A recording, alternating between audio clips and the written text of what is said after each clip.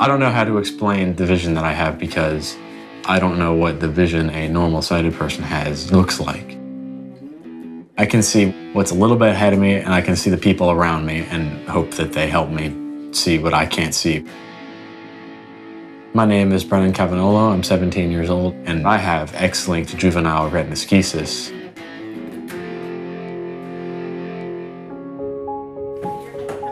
Over 10 million people in this country are dealing with these vision-robbing diseases every day, including my son and people I know and love.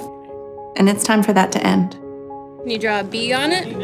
I think all parents want everything for their children. If my son had any disability, I would be incredibly hopeful that a scientist somewhere out there was working very hard to help my child. I'm Shannon Boy. I'm a PhD researcher here in the Department of Ophthalmology at the University of Florida, and I spend my days developing gene therapies for inherited retinal disease. I have a lot of hope that gene therapy will be able to cure every retinal condition that the Foundation Fighting Blindness works towards curing. How are you? Good to see you. The question of can we treat blindness today? The answer is yes. But our current methods only work for certain conditions. So what that means is that what works for one form of LCA, for instance, won't work for Stargardt's disease. So we have many, many more gene therapies to develop so that we can treat patients that have all of those other inherited retinal diseases. That looks really, really good. Yeah. Lots of bipolar cells. I was excited about this. The question that we're asking as gene therapists is quite simple, and that's, can we take a healthy copy of the gene, deliver it to the person or the individual's photoreceptors in their retina, and have that healthy gene go on to make a normal protein that can then perform the function that it's supposed to perform? So the best way we've found is to use a virus.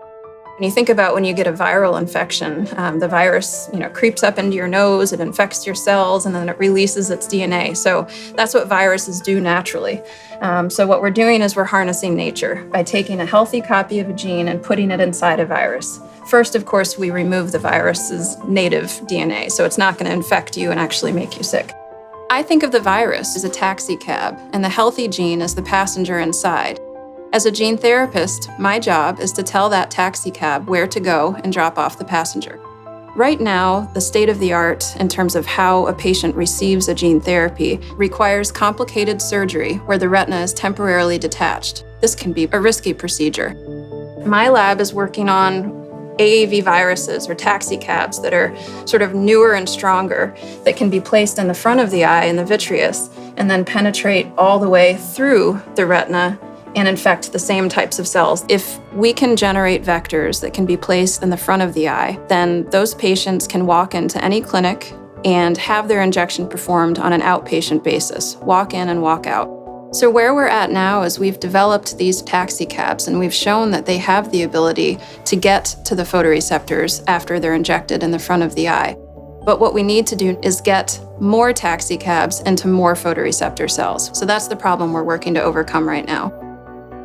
My family, literally, we felt like we were alone battling this disease. Just telling my son to suck it up. This is the disease you have. You're going to have to learn to live with it, do the best you can in life, and overcome the obstacles. And that's still the message while we have the disease. But now there's also hope that we're going to cure the disease. Thank you. And again, thank you all for everything you do. It really means a lot to us. We want Brendan to be able to drive one day. And thanks to people like you, we think he will. Thank you. I like to have patients like Lisa and Brendan come into the lab on a routine basis because it reminds you that what you're working on is potentially going to be injected into someone's child's eye. The Foundation Fighting Blindness gave me my first grant. They took a gamble on me, and because of the data that I was able to generate with their funding, I was able to compete successfully for a larger federal grant, and the rest is history. The Foundation Fighting Blindness is doing this for a lot of young scientists, as well as, many established scientists that are doing wonderful things. So they've been absolutely pivotal. Now it's more important than ever to donate to the Foundation Fighting Blindness because so many clinical trials are either starting or about to start. There's so much research out there that's actually meaningful. I'm excited to be working in the field at such an important time. We're restoring vision to these patients, so it's an incredible time. There needs to be a lot more people donating to the Foundation of Fighting Blindness, because without their donations, the Foundation of Fighting Blindness does not have the money to give to the research. You've got to donate now.